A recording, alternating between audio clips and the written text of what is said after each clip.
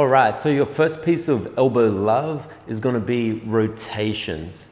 Yeah, and this is going to be for both tennis and golfer's elbow. They're applicable. I'll show you the difference between the two, right? But we're going to work rotations. So for this, you'll need some kind of mallet, some kind of, sometimes a very light dumbbell can work, a stick, anything like this. But I actually like these purpose-built tools where you can actually slide more weight on it and clip it on. Because guess what? That's progressive overload. We can progressively overload that tendon. We can get stronger, pain-free, and more resilient to injury. So if we have something available like this to us, highly recommend. If not, progressively overload in any way you can, whether that's getting a heavier stick, a longer stick, something like this. Cool? So, all right, if we're thinking about rotations, let's take this weight off because I'll do a few reps. All right, so we've got tendons that connect into the medial and also the lateral side of the elbow. So if you're getting the lateral elbow pain, that is called tennis elbow typically, commonly. And what we're going to be doing to try and address that is going from this pronated position into a supinated position, yeah? You actually only have to come up here and then you could come down again and repeat.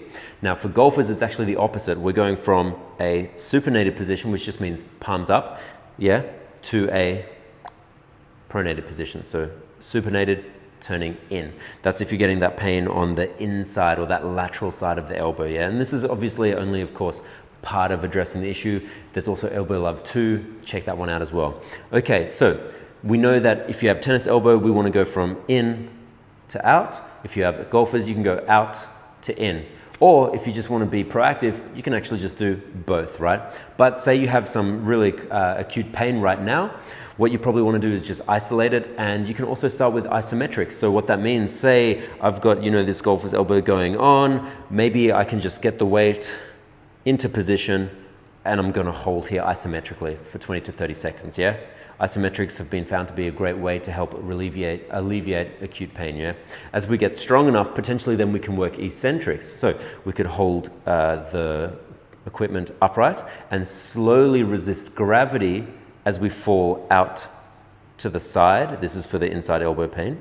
We could then grab the tool, reset, go again, and slowly resist gravity as that tool comes down. What we're doing is eccentrically loading that tendon. We're typically way stronger eccentrically than we are concentrically, so that might be a nice way to start if you're still quite fragile and a little bit iffy on this.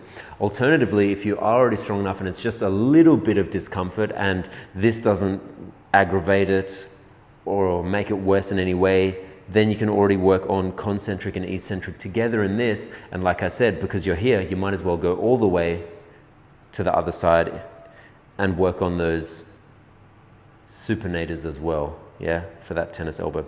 So if we were talking, that was for golfers, right, going from out to in. If we were doing tennis, it would be the opposite.